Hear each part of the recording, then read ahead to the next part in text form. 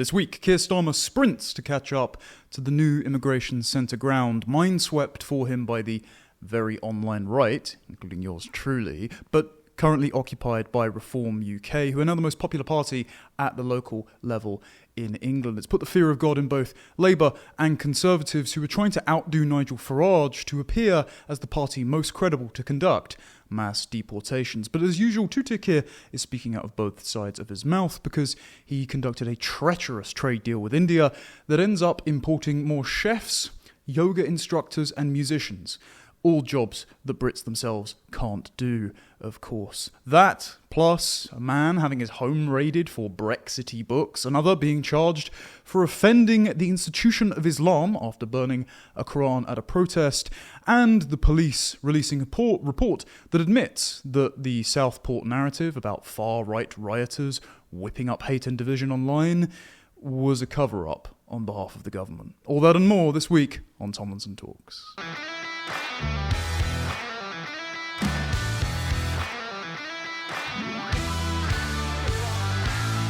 So this week, Keir Starmer, on Monday, got up in front of the press and announced a new immigration white paper. Now, I was old enough to remember when Keir Starmer wrote all of this off as jumping on a far-right bandwagon or peddling in the ideas of racism and division. In fact, in 1988, in an immigration law paper, he wrote that all immigration law is undergirded by racism.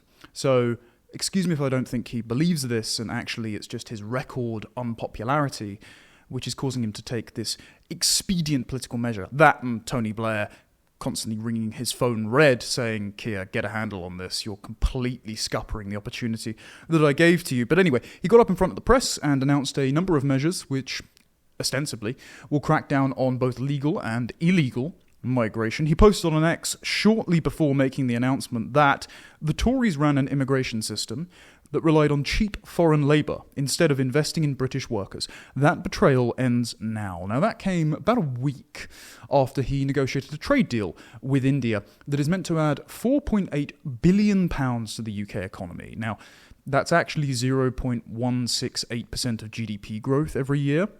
And that is at the expense of at least 1,800 new visas being created for yoga instructors, curry chefs, and musicians. Because Britain was in dire shortage of New Delhi's Vindaloo street vendors, of course. Never mind the fact that Wetherspoons is actually the most popular curry vendor in the country, which means that Brits aren't too keen on the authenticity of their Indian food, though chicken tikka masala was invented in Britain, so there you go. We have the recipe. We don't need any more. What this is, of course, is a move by India's Hindutva regime, led by Prime Minister Modi, that is very, very smart, because they've been waiting for years to negotiate this deal. They were told no by Suella Braverman, and I have it on good authority that Liz Truss also rebuffed them, despite the Guardian reporting at the time saying that she was going to cave ahead of Conservative Party conference. Even Rishi Sunak didn't have time to squish on more Indian visas, despite importing hundreds of thousands of them and writing a paper in 2014 saying that the then Conservative government should also import hundreds of thousands of them. You look beneath the slightly alarmist headlines here, you can see what they're trying to do. Indians, it decides, are hard-working and much more likely to vote Tory or Conservative. Africans, however, it concludes, are much more likely to vote for the Labour Party, but are also much more likely to be unemployed. The report author says the intention wasn't to raise an alarm about mass migration, but to help politicians better understand a changing electorate. We examined socioeconomic status, life experiences, attitudes and aspirations, and what we found is on almost any metric you look at, there are striking differences between communities, and it would be good for politicians and policymakers to appreciate. He didn't have time to do that and sell us out because he called the election early. But Keir Starmer, don't worry, he's backing British workers by raising national insurance contributions on British workers and then exempting Indians on work visas from those national insurance contributions for 3 years, making it easier and cheaper for firms with an Indian headquarters. That includes many IT firms, but also car companies like Jaguar. By their latest advert, you'd think that their headquarters was stationed on some transsexual planet in the backwater galaxy, some sort of like Star Wars cantina or something, but by the by, in India, so it makes it easier for companies with Indian headquarters to import Indian workers. And so he sent the incentive pressures for British workers to be yet again uncut by cheap foreign labour. And so the insinuation that he's backing British workers while doing this, and while also enabling Modi to import people on spurious visas, like, musicians and yoga instructors, because what they do is they foster an Indian diaspora, they increase the presence of traditional Indian culture, and therefore they create these cultural and demographic diasporas in Britain who, thanks to the 1948 British Nationality Act, can vote in our elections as Commonwealth citizens, to then leverage demographics into democratic pressure on behalf of the Indian government overseas.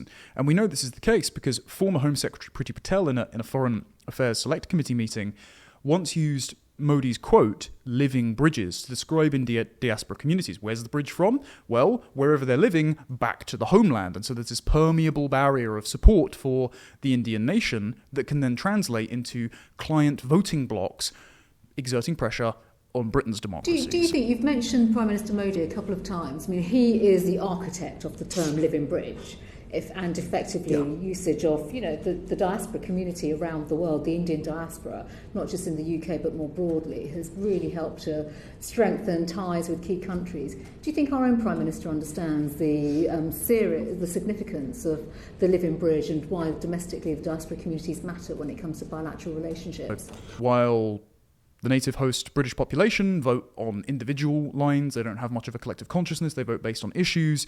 These imported sectarian satellite communities like Pakistani Muslims or Indian Hindus and Sikhs will tell candidates to sign up to their manifestos or hold struggle sessions in mosques in order to win over their vote. And so Modi knows this. He's an intelligent operator, don't get me wrong, and Keir Starmer has just delivered him this license to further leverage pressure on British democracy. So, same time he's saying, Keir Starmer, that we're rolling back the post-Brexit Boris Wave experiment, the one nation experiment and open borders, as he says, he's donning his lab coat and continuing the experiment. Now, you can judge his measures for yourself as to whether or not he is reversing this betrayal, because the following measures were announced in their immigration white paper. Skilled workers must now provide proof of university degree level qualifications or their equivalent, and the salary threshold is going to be raised to an unspecified amount, with the immigration salary list that exempts some people from thresholds being abolished. Now, this is a rectification from the points-based system that Boris Johnson and Priti Patel introduced when, maddeningly, they set the skilled worker visa salary threshold to less than the national median wage at £31,461. That was the median wage at the time. They set it to something around 25,000, and lower than the national minimum wage of 20,000, and they set it at £17,920 for new entrants. So you could earn less than the annual minimum wage and come in on a skilled worker visa. And these skills include working for barbershops, kebab shops, mobile phone technicians. It's why you've got endless numbers of mobile phone repair shops, kebab vendors and vape shops now on your high street after COVID absolutely desolated small businesses that were owned by families or even large chains in the UK. And they also were allowed to bring limitless numbers of dependents. Now that's going to be cut, as is the entire visa for the health and social care sector. It's going to be eliminated because they have imported thousands of these visas, right? Between 2021 and 2024, the former government imported 269,999 people on these visas. They were outnumbered, sometimes 10 to 1 among Zimbabweans. I think it was 4 to 1 by Nigerians and 2 to 1 by Ghanaians. They were outnumbered by their dependents.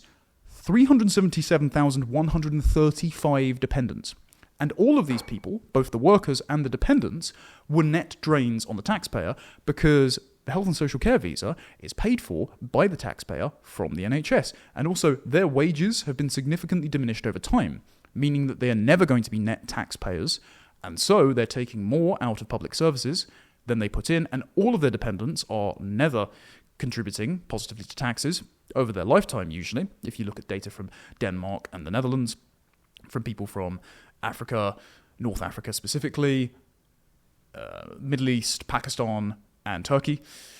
All of these people are never going to be positive taxpayer contributors, so they're just draining the taxpayer of their funds, and they cost about £465,000 each by the age of 81, but that's if they enter the country age 25 and they work. If they're born here and repeat the economic patterns of their parents, they're a net drain across their lifetime. So this is going to be cut.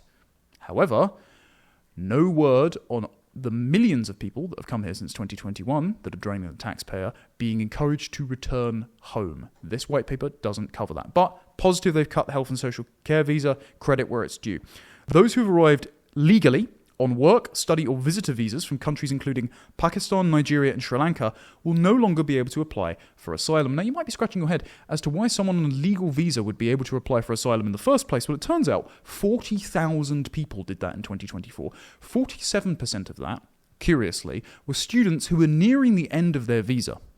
So they just so happened to have realised, hey, I need asylum, as they were about to either finish their degree or they dropped out and were unable to stay in the country because they hadn't found a job within 2 years. By the way, that requirement to leave the country once you found a degree if you don't have a job, that was implemented by the Theresa May government, was repealed by Boris Johnson's government, so students can just mill about for years after they've finished their degree, doing absolutely nothing and leeching off the taxpayer, maybe occasionally entering the Deliveroo economy. This is why Neil O'Brien and Robert Jenrick, in their Centre for Policy Studies report, coined the term Deliveroo degree, because usually what happens is they will come over on these one-year master's degrees that low-rent universities will dole out, and then the government picks up the tab for the promised student loans that international students pay at an increased rate, and then they just drop off the radar, disappear into the system, and cycle around making a few £100 tax-free, again taking more from the taxpayer than they pay in, and usually living in houses of multiple occupancy thanks to some shady deals by some landlords. Apparently that's going to be ended again. What about all the people granted asylum on those spurious grounds in the last year, in the last few years? Are they going to be returned home, or is the asylum system just yet another migration system? It's not about temporary stays for the needy, it's just about permanent settlement in Britain to disappear into the system and leech off of my and your taxpayers' expense. Another thing, the ability for foreign students to remain in Britain after their graduation will be reduced from 2 years to 18 months. Whoop-de-doo, a whole 6 months for them to continue to not have work and wander about Britain's streets, taking from your and my pocket. Just disallow them if they don't have a job, like it was in 2017. Perfectly reasonable measure to do. The number of occupations on the temporary shortage list for work visas will be reduced, and the ability to bring dependents restricted. Details have not been published on by what and how, but it just says it's reduced and restricted. Let's hope that there's a positive move there, but as you're seeing in this paper, there's a lot of vagueness, there's a lot of, well, we'll discuss the details at a later date. It's not really good enough, is it? And that's why the estimates for how much this will bring migration down have a lot of question marks around it. The standard qualifying period for indefinite leave to remain, and this is an important one, well done to Carl Williams and Sam Bidwell for making this an issue. The qualifying period for receiving ILR settlements, which means that you can stay in the UK indefinitely, has been moved from 5 years to now 10 years. So you have to be in the country for at least 10 years before you are legally entitled to claim social housing, benefits, use the NHS for free at the point of use. After a certain number of years of national insurance contributions, you can claim the full state pension, that you have a fast track to gaining British citizenship for both you and your dependents. All of those privileges, all of those expensive benefits afforded to foreign nationals will now have a 5-year delay slapped on them, which is something, as Sam Bidwell has just provided for the Home Secretary to sign, ready-made. It's something that Yvette Cooper could have always done with a stroke of a Whitehall pen, and it's something that every single Conservative Home Secretary could have done. But I happen to know that, according to Boris Johnson's team at the time, they had absolutely no idea this existed when they took all the caps and time restraints off of visas in 2021 for their new points-based system. They didn't even know this was a thing. So that is how woefully unprepared these people were to govern, despite promising to take back control, which meant to every single Brexit voter, or at least the vast majority for whom immigration was the chief concern, to reduce migration, to stop illegal migration, to encourage non-contributors and those who are unwilling to abide by our laws and assimilate to our culture, encouraging those people to return to their countries of origin and stop bothering us. Immigration policy must be not just about who comes here, but about who we decide must leave. People here on time-limited visas must be told to go. People who refuse to accept our culture and way of life must leave, and people who have broken the law and those who take out less than they put in must be thrown out. We're going to need to ensure vast numbers of removals and deportations in the years ahead. And we need to remove the legal impediments in domestic law and in international conventions drafted in another age that stop us securing the border and saving our country. And we must be tough about who we allow to come here. We cannot afford to import more of the world's hatreds, nor allow foreign conflicts to be fought out on our streets. We must accept that not every migrant is the same and not every culture is equal. 1 in 50 Albanians in Britain is in jail. 1 in 3 Pakistani and Bangladeshi heritage adults is economically inactive. 72% of Somalis live in social housing. We are a million miles away from doing what is necessary. And speaking of assimilation, one of the requirements that's been slapped on, and this is very interesting, is fluency in English is now a requirement for all visa holders and their dependents. So you cannot come over, at least on paper, if you cannot speak English. Now, this is very curious, because this follows a long campaign by former Reform UK, now independent MP Rupert Lowe, who has been banging the drum on the cost of translation services since he's been elected to Parliament, firing off his daily allowance of parliamentary questions to procure the costs for us. So he found that in 2023, the NHS, National Health Service, spent £100 million on translation services, the job centres spent £3,420,480, and the Department of Work and Pensions decided to translate their calls into 115 languages at the cost of £7.2 million to explain to Britain's 500,000 foreign-born population occupying social housing how they can claim even more of our benefits. Did you know, for example, £7.5 billion every year is spent on benefits to those born abroad? Why are you here? If you're not contributing anything of worth to this country, go home. Rebuild your own country. It's funny how we're constantly told that Britain was simultaneously built by diversity, which Keir Starmer says in this speech, by the way, while also, if diversity is an unalloyed good, why are you stopping more of it coming in? Doesn't make any sense. But it's built by diversity. Without it, we'd be nothing. It is enrichment, but also we have to bear the costs of untold numbers of third worlders coming into our country. And when you complain about it, it's actually a punishment for your past sins of racism, colonialism, slavery, and empire. So diversity is both our strength, and you deserve diversity because someone in your past was an evil racist, probably. It's a strength, and it's a punishment. The contradiction is the point. They're just trying to win. They are not trying to be consistent. They're just trying to force their agenda through, which is both ideological and often ethnically resentful, at any and all costs. And they're just pushing at whichever angle they think will have you submit and be silent, as you have to front the cost for this policy that absolutely nobody asked for and have voted against in every election since 1974. But point being, this insistence that everyone who comes here must speak English came from the very online right and Rupert Lowe. And only a few months ago, Rupert Lowe was on BBC Politics Live telling literally a communist, Ash Sarkar, I don't care, they should speak English and that all translation services should be scrapped. And he was being screeched at on taxpayer-funded television. So the first thing is that when it comes to things like translations, that's so patients can access healthcare. It's the job of the NHS. If they can't speak English, Ash, they should. Wait. Did I interrupt you? Rupert, did I interrupt you? No, I didn't. I'm sorry, we don't need translation. No. Wait. Let her finish her point. Let me finish, all right? The NHS exists to provide the best possible care to patients. Now, some of those patients will feel more comfortable speaking in their native language. I don't care. Right? I have no interest in that. Well, fine. They should speak English. They live in England, they should speak English. Well, it's gone from the domain of the very online right to Labour Party policy in less than a year.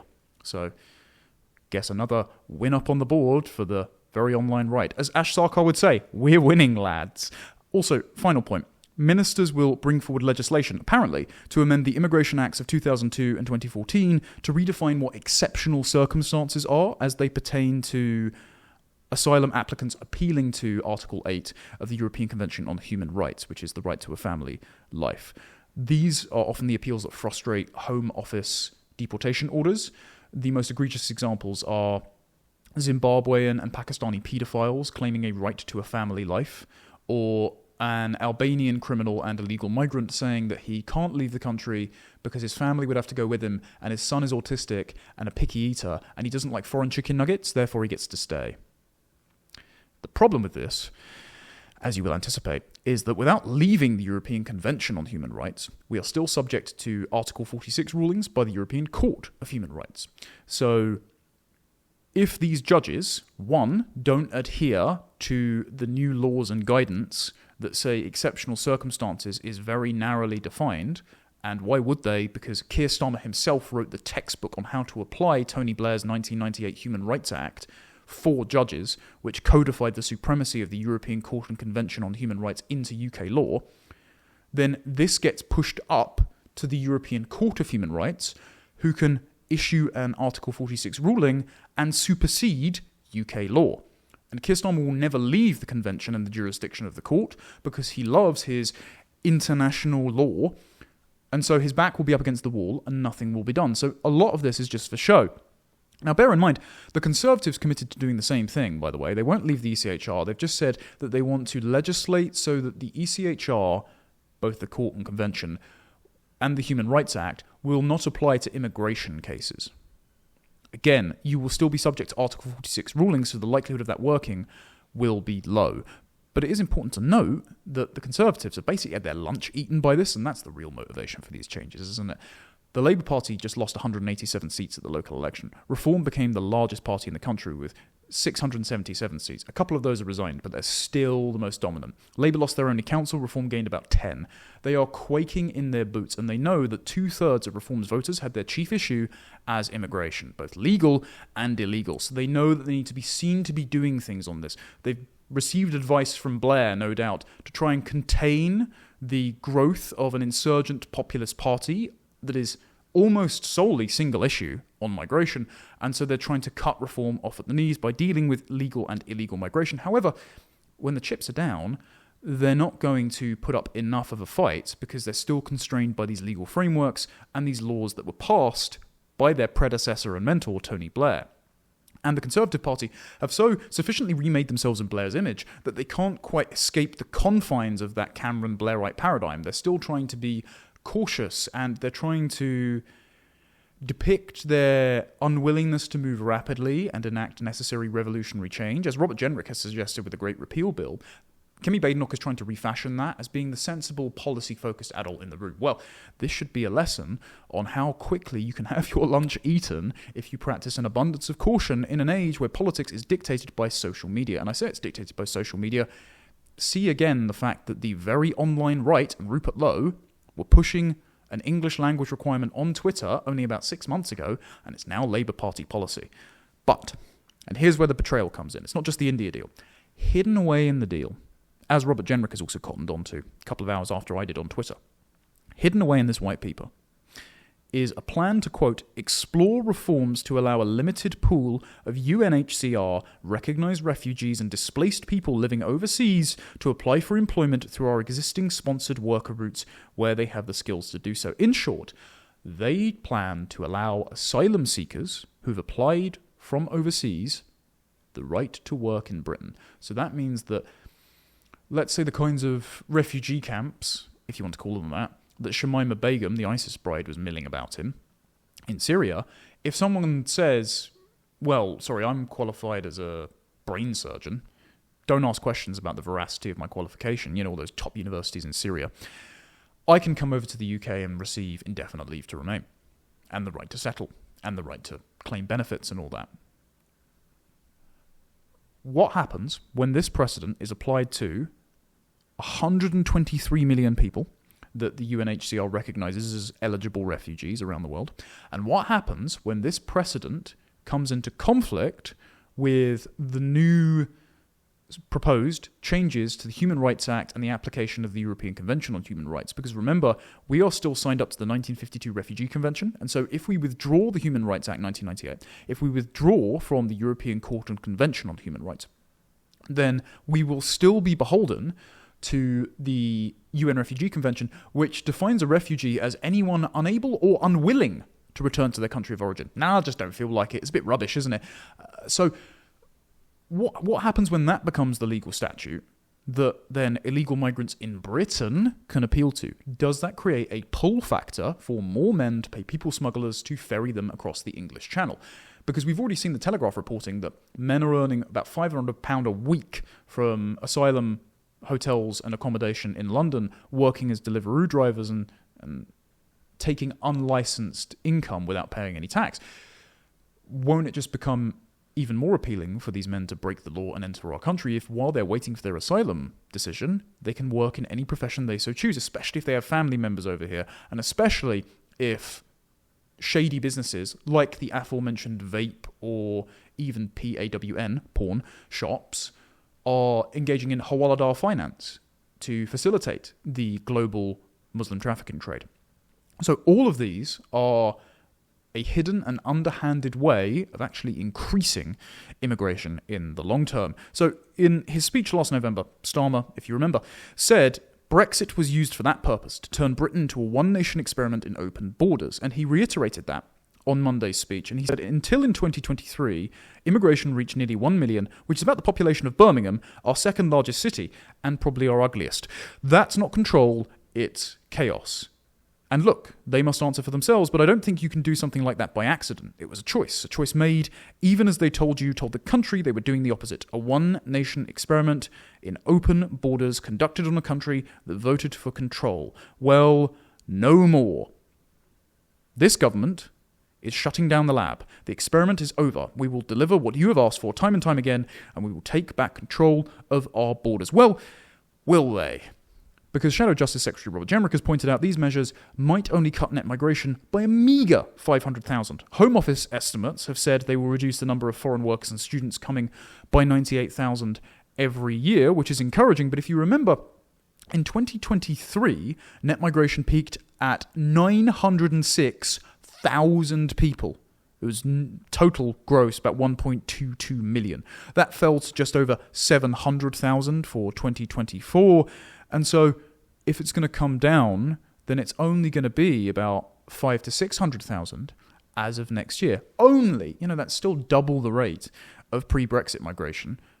And migration was the reason that people voted for Brexit in the first place. Now, Professor Brian Bell is the chairman of the Migration Advisory Committee, that Quango who's very pro-migration, but who told Boris Johnson, I wouldn't do the care worker visa if I were you. So Boris Johnson actually went against the advice of the Migration Advisory Committee and created the Boris Wave. Well, Brian Bell, who's the chairman, said that the white paper could cause net migration to fall to under 300,000, probably closer to 250,000 in the next few years.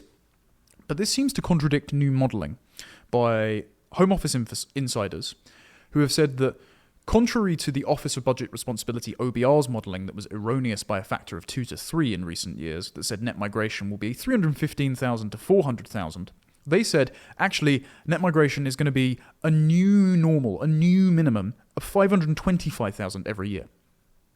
Who voted for this? Nobody wants this. There is no democratic mandate for this, except within the pro-immigration bubble of SW1. And the perfect quote which sums this up, is in David Goodhart's Road to Somewhere. The Anywhere class, a sort of transitory, bleeding heart liberals of the global international order, who Keir Starmer represents, the civil services in an ill-fitting suit, who says he prefers Davos to Westminster. Well, David Goodhart in 2010 was having dinner in Oxford with a chap called Gus O'Donnell, and he was the cabinet secretary under Blair and Brown, a little bit of Cameron, if I remember correctly. And David Goodhart said he was writing this book about national identity, belonging, and the impact of immigration on the working class versus the rootless metropolitan political elite class who are very detached from the concerns of those they govern. Gus O'Donnell said, when I was at the Treasury, I pushed for the most open doors migration policy possible because I believe my commitment was to global welfare above anything else. They see the world as Britain's in waiting and Britain as the world's poor box to dish out international aid or even benefits inside their country if they can pack us to the rafters with foreign workers and their dependents as means of restitution for us somehow causing poverty or once having done slavery, despite going on an international crusade to vanquish it, or doing horrible things with the British Empire, like preventing bride burning in India, or the ritualistic sacrifice of children in South America, if the Spanish Empire is to be included in this. They basically see the broader West as guilty of the original sin of racism, and so we have to subject our increasingly squeezed productive working and middle classes to higher taxes to redistribute to foreign chancellors who cross the channel using people smugglers, or one of millions of recipients of the rubber-stamped visas that is only limited in admission by the physical size of the Home Office building and the number of desks they can fit in it. Now, new net migration figures are due to be released on the 22nd of May, so people are kind of bracing themselves for the real numbers for this year, because of course Keir Starmer will be culpable for everything since July, so I wonder if we'll see headlines about a new Starmer wave happening. And he insisted during his speech, and this is the key part, that he's doing this because it is right, it is fair, and it's because it is what I believe in. Excuse me if I don't believe that, because during the announcement, he couldn't help himself but peddle in the fiction that diversity built Britain. And look, migration is part of Britain's national story. We talked last week about the great rebuilding of this country after the war. Migrants were part of that, and they make a massive contribution today. And you will never hear me denigrate that. Note the sole example in that clip that Keir Starmer gave was the HMT Windrush. We've had a lot of this myth-making about the Windrush Generation ever since the Macpherson report accused the Met Police of institutional racism. And they treat the Windrush Generation like the settlers who showed up to blitz destroyed Britain and rebuilt it like they were the pilgrims of Plymouth Rock in America. Actually, when the Windrush docked at Tilbury Dock in 1948, people were shocked because they hadn't been encouraged over by the government. They'd been encouraged over with the promise of well-paying bus conductor jobs by adverts by bus companies who were selling tickets on the Windrush cheap. And so the British government just had to sort of ad hoc accommodate all of these people that had showed up as citizens of the Commonwealth. And look, it doesn't mean they're all bad people. It just means that they were acting in their own economic interest. Okay, that doesn't mean they rebuilt Britain out of the kindness of their hearts. They didn't do it necessarily at their expense. They did it in better conditions, albeit more windswept than sunny Caribbean, than where they were living beforehand. So they benefited from this, not the other way around. And look, if Starmer's going to use the Windrush to argue that we are, in Britain, a history of one unbroken chain of waves of migration, he's going to have to explain why we have received more migrants since the election of his predecessor Tony Blair in 1997 to now than we did between the Battle of Hastings in 1066 and the end of the Second World War in 1945. He's also going to have to explain, if he does believe that, why, as was absurdly put forward in a recent debate with Renaud Camus on Unheard, the Viking invaders and the Norman conquests count as migrants. If they're in the same category as Windrush or the Boris Wave, well, I might see it that way, in many respects. Critics of mass migration might see it that way, but it's not the best sales pitch for the advocates of diversity being our strength. So, what's next? Well, the Conservatives are largely irrelevant now. They're going to have to race to catch up with Labour, ironically, because Kemi Badenoch, as I mentioned, said that she was going to disbar the application of the ECHR and Human Rights Act to immigration cases. Well, they might still have a case to do so if Starmer's legislation isn't strong enough and doesn't go through, so they might need to press on that, but it seems that Starmer has already reached, even exceeded in some cases, their promise of what to do at the next election. They also pledged to extend the indefinite leave to remain settlement to 10 years instead of 5. Now, they were advised by Sam Bidwell to do 15 years and to restrict the number of countries eligible for indefinite leave to remain to those most likely to be culturally compatible with Britain and making economic contributions. Now, they did restrict it to individuals who made positive tax contributions and to ensure that neither they nor their dependents were a net drain on the taxpayer, that none of them had committed crimes, and none of them had entered illegally, so you would never be eligible for indefinite leave to remain, even if your asylum application was accepted, which means you are open for deportation at any time. But Labour have already beaten them to the punch on that. So again, they need to shore up their ability to provide an alternative to Labour at the next election. The problem they have, though, is anyone can say 14 years, or Boris Wave, or why didn't you do this when you were in government, to immediately discredit them as the people able to carry out immigration restriction and mass deportations. But the fact that CCHQ have been ignoring their advisors who have said, don't race after reform to the right, and have been tweeting out videos of Nigel Farage formally denouncing mass deportations to position themselves as the party who will conduct the removal of every illegal immigrant in the country, shows you the direction of travel for British politics more broadly, as does this Labour announcement. Well, where are reform? That's a curious question, isn't it? Reform have gone from Nigel Farage telling Stephen Edgington last year that mass deportations are a political impossibility and not his ambition, to a week out from the local elections, announcing that a reform government will appoint a minister for deportations. They will leave the ECHR.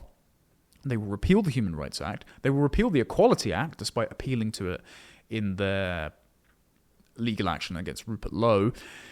And they will expedite the removal of every single illegal immigrant residing in Britain, who either came on a small boat or seemingly came under false pretenses, overstayed a visa, which would amount to at least 1.2 million by 2017, according to Pew Research, and another 220,000 who have crossed since 2018. And of course, it's only going up. There's been an 86% increase in small boat crossings since 2023. So there's going to be even more of them here, enticed by Keir Starmer's permissive asylum policy in the next few years until the general election in 2029. Now, Richard Tice half-joked, on Camilla Tominey's show last week on GB News that he would take a lead from Governor Greg Abbott and Governor Ron DeSantis, and after Reform UK closed down the asylum accommodation centres and hotels in the first 100 days, using a pro bono lawyer to conduct legal action in their new council districts, that they are going to helpfully redistribute all of these illegal migrants and asylum applicants in areas that might be happier to accommodate them. You know, Lib Dem, Green, even Labour areas, though maybe not after the latest announcement. He said it with a wry smile, but I think it's actually a good optical idea. But it's an idea governed by the fact that the very online right, and therefore the broader British public, will like it. So you can't afford to disparage this as Farage once did, dark and dangerous use of rhetoric, when 99%, when polled, of your own voters expect the policy and support it. And when it's mentioned at your conference by me, it's met with rapturous applause. You can't afford to do so, and you can't afford to say that there's some clean distinction between social media and the real world anymore, because pretty much everyone, or at least everyone is related to, someone who spends an awful lot of time online and an awful lot of time on Musk's Twitter specifically. So there's now a permeable barrier between what is online and what is in the real world. And also, politicians' perceptions are heavily shaped by social media, and they know this, which is why they try and shape the perceptions in turn on social media. See the mass panic about adolescence, for example, or the fact that they're so obsessed with controlling social media with online safety acts and emergency legislation. So I would just say, pay attention to what the online right is saying about substantive immigration policy, not the mass expulsion of everyone from Britain who is a darker shade than milk, because I'm not advocating for that. Nobody who actually cares about policy is advocating for that. I think a lot of that is actually driven by central government psyops who want to discredit the movement more broadly. Pay attention to the specific issues, like indefinite leave to remain, that have been raised by the online right, and see which direction they go in next, because they are the minesweepers for the Overton window. And Reform are currently occupying that space. Rupert Lowe beat them to the punch. The Conservatives are sprinting now to catch up to Keir Starmer, who is out of breath, but who has reached broadly the same position as the party most likely to enter government as of 2029. And it's interesting that Rupert Lowe, pay attention to him, is now forming a motion in Parliament for the mass deportation of illegal migrants, and he's got 9 co-sponsors. These include a bunch of Conservative MPs, that's Jack Rankin, Peter Bedford, 2 Northern Irish MPs, Jim Allister, Carla Lockhart, and Alex Easton, an independent MP, and a couple of other Conservative MPs that signed on to it as well. Andrew Rosendale, Lewis Cocking, Sir Gavin Williamson, and John Lamont. None of the big Conservative heavy hitters that you'd expect that are in the shadow cabinet, like Katie Lamb or Robert Jenrick, perhaps because they've been told not to, but I know that they support it in spirit. So that means if the Conservative Party and various other parties are now racing up to align with Rupert Lowe's positions, and Rupert Lowe's positions are apparently synonymous with the online rights positions, well, it turns out that Labour, Conservatives, Reform, everyone's reached the position of the online right. Everyone's doing mass deportations now.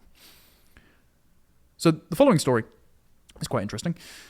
As a consequence of immigration, Britain has been rendered a hotbed of sectarian violence, and the British police, rather than police the perpetrators, those fomenting that division, they are cracking down on the second-order effects of it by censoring the people complaining about it.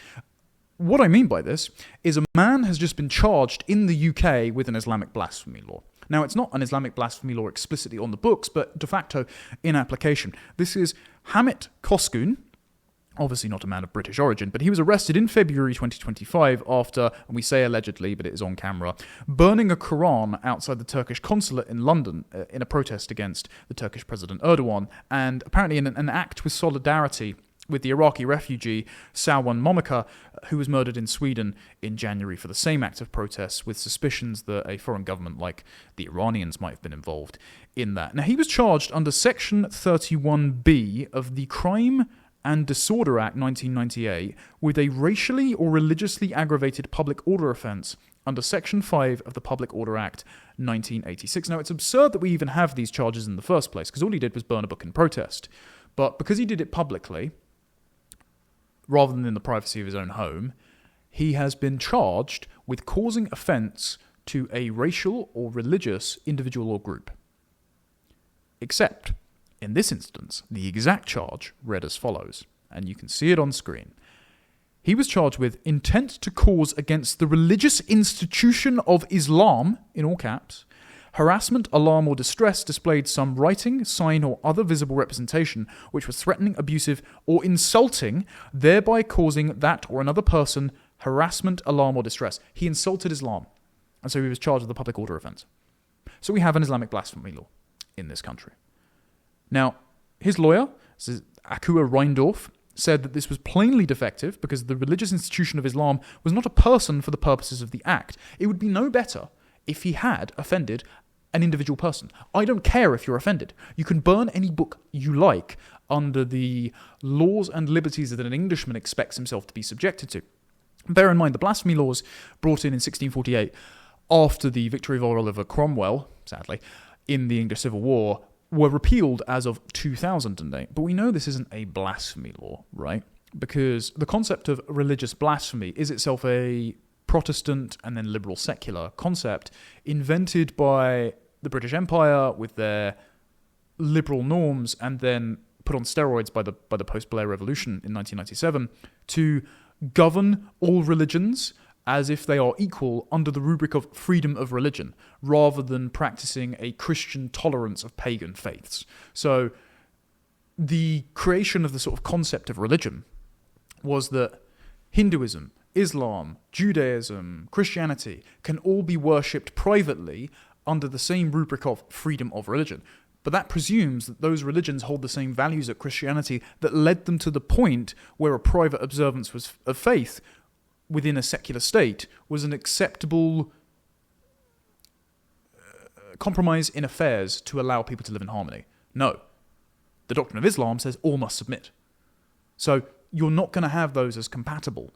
But, unfortunately, by removing blasphemy laws and enabling freedom of religion, you've now got a sort of sectarian infiltration by Islamic independent MPs and Islamic judges and activists and lobby groups that have been financed by the Muslim Brotherhood, like Hizb ut-Tahrir, now proscribed, who have set the agenda and softened government policy towards Islamism, jihadism, and Muslim sectarianism.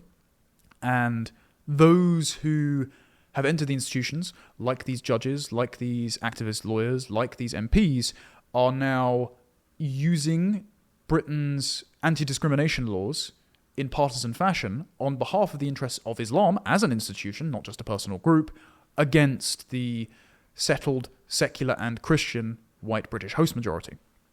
So, Shadow Justice Secretary Robert Jenrick wrote to the Chief Inspector and said that he needs to review the legality of the charge. The charge was then dropped on the 9th of May 2025, but replaced with a new and updated charge that has the same outcome.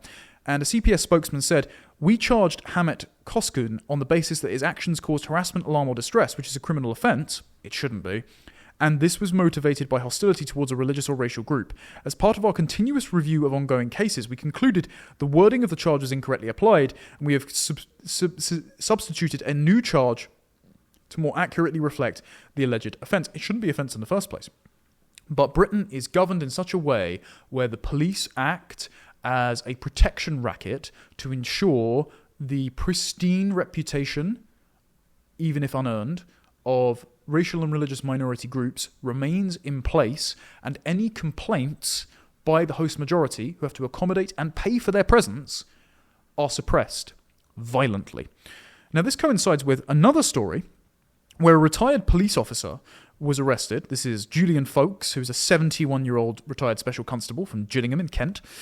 And he was arrested under the Malicious Communications Act and detained over a tweet in November 2023. Now, this has just come to light because the footage has been passed of police body cams to the Telegraph after the black mark on his record was recognised as a wrongdoing and expunged after he had to foot the bill for legal fees. The tweet he sent was on the 30th of October 2023, replying to someone who was criticising then Home Secretary Suella Braverman, who had called the pro-Hamas marches in Westminster and all other cities around the UK hate marches. He responded to an account called Mr. Ethical, who said, "Dear Suella Braverman, as someone who was on one of the hate marches, if you call me an anti-Semite, I will sue you." And Julian Folkes said, "One step away from storming Heathrow looking for Jewish arrivals." Now, the police had interpreted that as anti-Jewish when he was criticising the man who went on the march as being akin to the Gestapo, for example. The tweet had only been viewed 26 times, but nevertheless, 6 police officers with pepper spray and batons knocked on his door and arrested him. And in the body cam footage that you can watch at the Telegraph, you can see the police going around his house, rifling through his belongings, picking up his 3 books by Douglas Murray and copies of The Spectator. And one female police officer, of course, picked up a Eurosceptic book and said, "What the hell is this? Very odd." They were looking for, quote, Brexity materials. So, your opposition to being governed by unelected bureaucrats in the EU as a proxy for being concerned about the demographic, economic and cultural consequences of mass migration, of course, as Eric Kaufman has documented in White Shift, all of that is grounds for you to have your door knocked on by police, your private belongings rifled through, and for you to be taken to the police station and interrogated for 8 to 9 hours, and then you have to spend money on a lawyer to get that expunged about 18 months later. And they say two-tier policing in Britain doesn't exist. They were also apparently alarmed by the fact that there was a shopping list for bleach, tinfoil and gloves written by his wife, who's a hairdresser. What was he going to do? Go out and give random Syrian refugee children perms? This country's such a joke. Actually, it's not a joke. This is something like out of the first chapter of Solzhenitsyn's Gulag Archipelago. The arbitrariness of the arrest, the tactics used to frighten, shock and scare, the never knowing when or why you might have the police batten down your door and snatch you away in the middle of the night. That is what keeps people afraid, and that is what keeps a chilling effect on free speech in this country, which we legally do not have because people are being charged for offending the institution of Islam or Muslims individually or as a group. Now, during the footage as well, this is quite disturbing, 15 years ago his daughter, Francesca, was killed by a drunk driver while on a holiday in Ibiza. Absolutely tragic. One of the police officers is going through the newspaper clippings that he kept of the inquiry into his daughter's deaths and of the funeral, and she goes, "Oh yeah, that's sad," and then continues searching his house. Why do you need to see any of this? It's absolutely grotesque. As he said, an Englishman's home is his castle. Well, unfortunately, English liberties and all of our castles are being laid siege. On Saturday, the 10th of May, a Kent police spokesman told the Telegraph the force had concluded the investigation and found that the caution against Mr. Folkes was not appropriate in the circumstances and should not have been issued, and they're going to look for more learning opportunities in future. Now, bear in mind, I've had my run-ins with Kent Police before. In 2022 at Conservative Party conference, some fat Penfold-looking inspector misheard a conversation I was having with a local Birmingham journalist about another conversation that a woman was having with a Scottish street preacher about abortion and gay rights. And he had thought that I had called her sexuality insidious when she was straight. He had heard the word insidious, stormed over with an army of police officers, one with a shoulder-mounted camera, and threatened me with arrest under the Public Order Act. Never retracted, no apology. These people are ideologically corrupted. As folks said, I never saw anything like this when I was in the force, but this woke mind virus is infecting everything and has definitely infected the police. Now, the purpose of a system is, of course, what it does, and this infection has now become the entire system's modus operandi.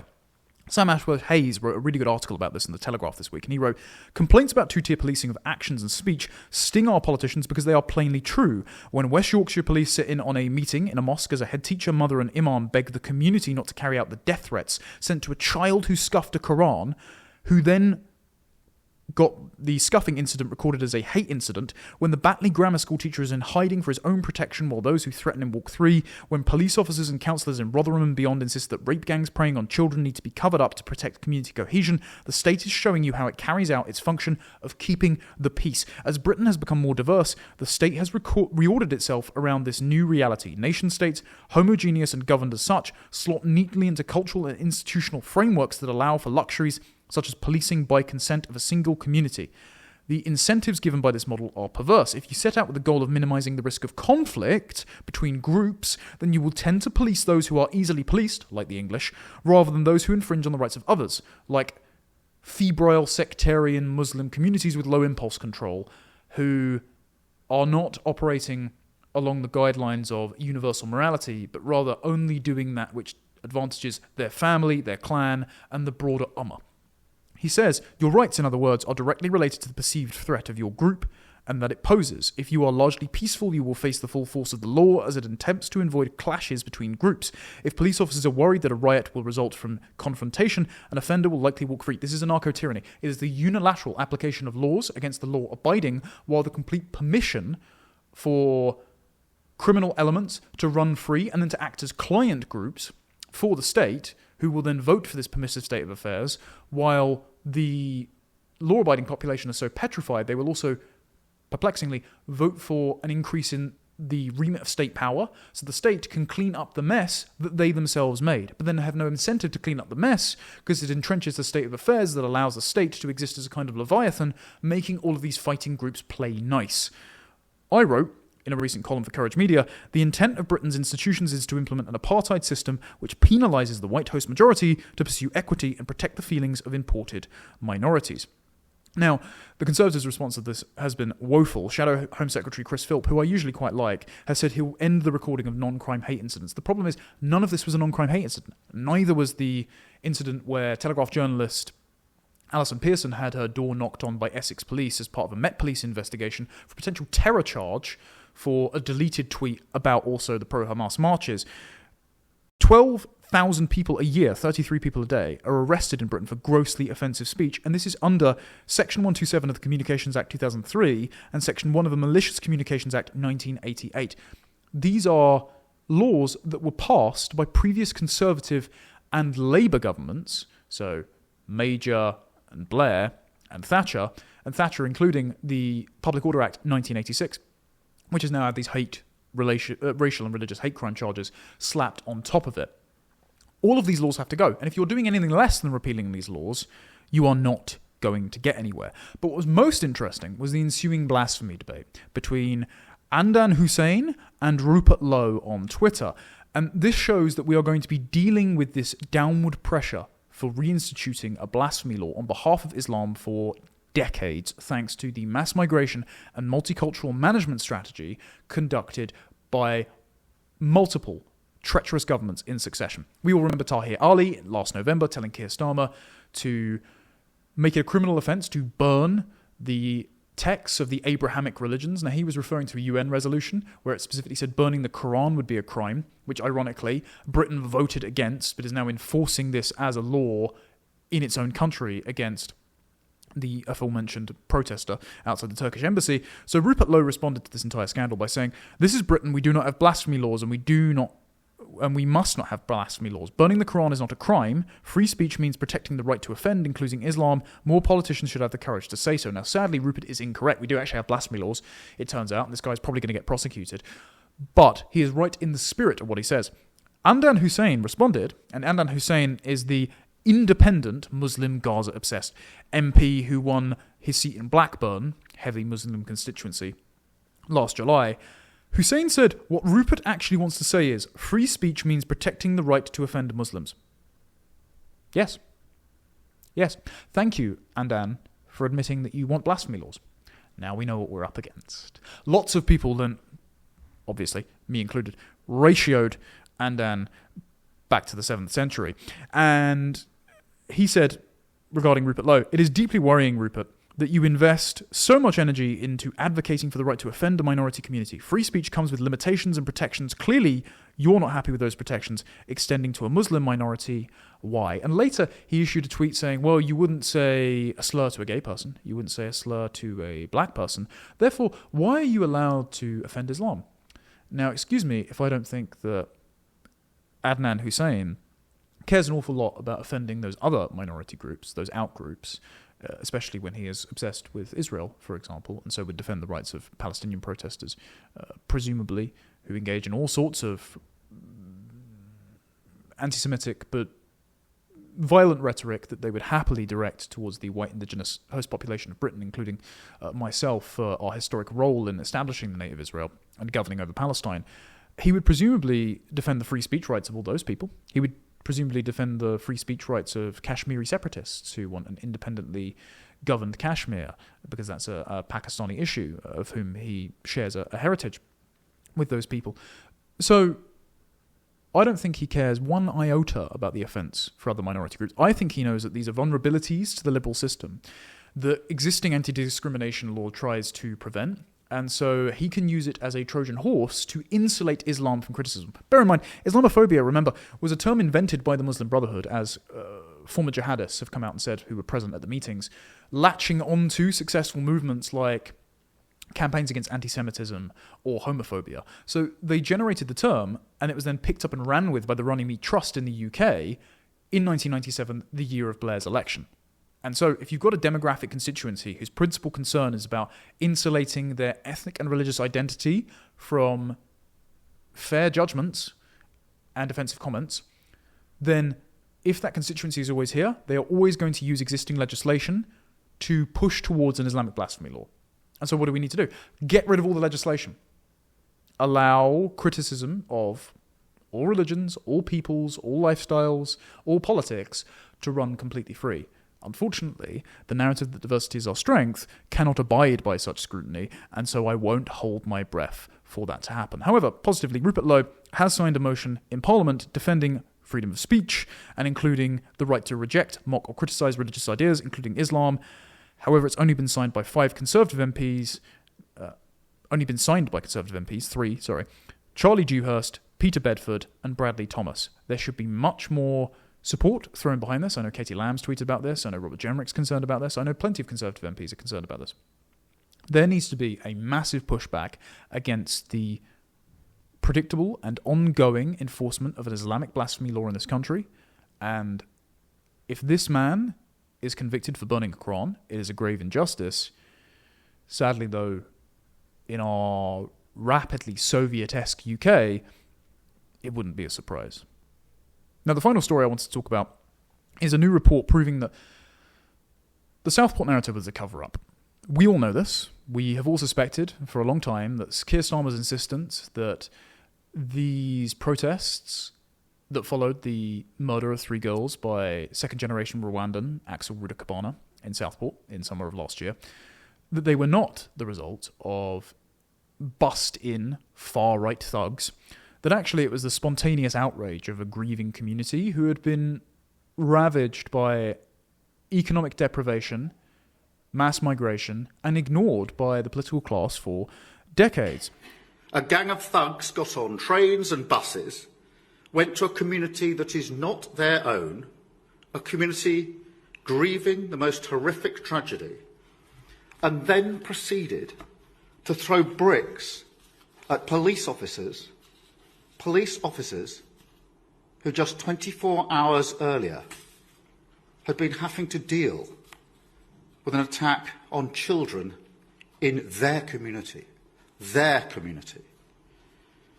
And make no mistake, whether it's in Southport, London or Hartlepool, these people are showing our country exactly who they are.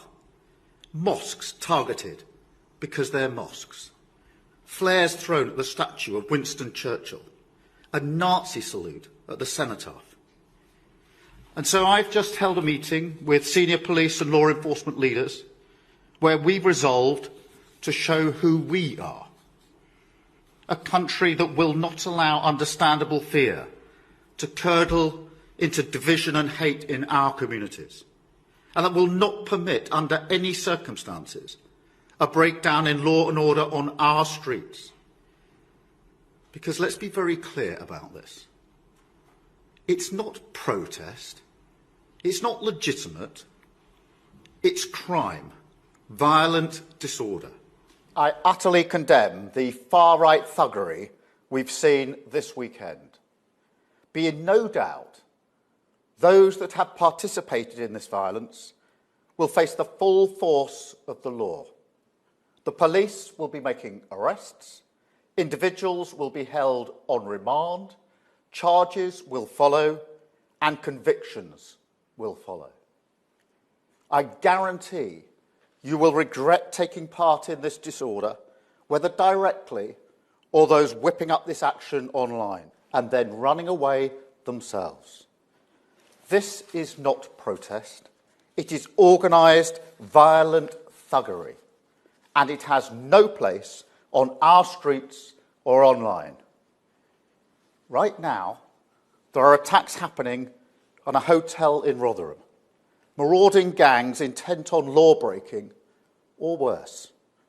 Windows smashed, fire set ablaze, residents and staff in absolute fear. There is no justification, none, for taking this action, and all right-minded people should be condemning this sort of violence. People in this country have a right to be safe. And yet, we've seen Muslim communities targeted, attacks on mosques, other minority communities singled out, Nazi salutes in the street, attacks on the police, wanton violence alongside racist rhetoric. So no, I won't shy away from calling it what it is, far-right thuggery. To those who feel targeted because of the colour of your skin or your faith, I know how frightening this must be. I want you to know that this violent mob do not represent our country, and we will bring them to justice. Now, I mention this for two reasons. One, Axel Ruder-Cabana just committed an attack on a prison guard in HMP Belmarsh, similar to the attack that Abedi, the brother of the Manchester Arena bomber, committed years before and also recently in HMP Frankland against three of his prison guards. For some reason, Axel Ruder-Cabana had a kettle to make cups of tea in his cell, so he threw boiling water through the food slot at his guard. Lots of people have been questioning why this man is even in prison and why the death penalty has not been brought back and applied. The majority of the country support it. Just saying. No party is representing that interest, though. And I also mention it because Lucy Connolly, the politician's wife of a Conservative councillor, jailed for 31 months for a deleted tweet who said, "Set fire to the mosques for all I care." She is appealing her sentence as of today, when this show goes out on Thursday. I will bring you the result next week. I wouldn't hold my breath at this being overturned, despite her being denied visitation rights. And despite Ricky Jones, the Dartford Labour councillor, who called on camera for the throats of counter-protesters to stand up to racism agitators to be slit, he is still out on bail. His trial is not until August. Why is he free? We have undeniable proof that he did the crime. He should be sitting in prison. Again, this is the reason why people are saying there's a two-tier justice system and why they've applied the name two-tier Keir. Well, a new report by His Majesty's Inspectorate Constabulary and Fire and Rescue Services have found that during their inspection, they found no conclusive or compelling evidence that the 2024 disorder was deliberately premeditated and coordinated by any specific group or network. So not the EDL, not the far right. Instead, most people who took part in the disorder lived locally before the 2024 disorder. Many of them hadn't been convicted of disorder-related offences. The police arrested 147 children, some as young as 11 years old. The oldest person arrested and convicted for assault was a man aged 81. The events that led to their arrests mainly involved public expressions of disaffection, online and on the streets of UK towns and cities. The murder of 3 young girls in Southport triggered these events, but they turned into widespread and often serious disorder because of many other complex factors. So not an organised far-right then. That was just a convenient pretext for Starmer to marshal magistrates' courts around the clock to convict unassuming people who didn't know how the legal system works of racially and religiously aggravated public order offences, and for agitators and the security services to push for legislation that granted Ofcom, the broadcasting regulator, more powers to censor online speech, despite the fact that the fake identity of the Southport murderer was spread originally by a Pakistani national who, for some mysterious reason, was let go by the police. Now, this also cites a Children's Commissioner for England report in 2025 titled Children's Involvement in 2024 Riots that says 147 children were arrested and concluded that what conversations with offenders do is they do not support the prevailing narrative that emerged from the riots that was subsequently accepted, that online misinformation, racism, or other right-wing influences were to blame for why young people were enticed to join in the aggression. The overarching report says that some of the main reasons for disorder were social deprivation, austerity, an economic downturn, political policies and decisions on migration and asylum, and decreasing trust in confidence in policing. All of those are the government's fault. The asylum hotels in these areas, like Rotherham, where more people have been persecuted and prosecuted for the riot at the asylum hotel than have for the historic and ongoing Pakistani rape gangs in the town, they were only there because the government refused to deal with the problem. Economic privation, as Douglas Murray wrote in a Spectator column titled The Unfashionable Truth About the Riots while they were going on last year, is the fault of governments who have mismanaged the economy before and after the 2008 financial crash, and who have ensured that since the 2011 riots, welfare recipiency in these areas where the riots were conducted have grown from 14% to 21%, and that 74% of employment growth is to immigrant workers in that time. So economic privation has worsened in the rioting areas.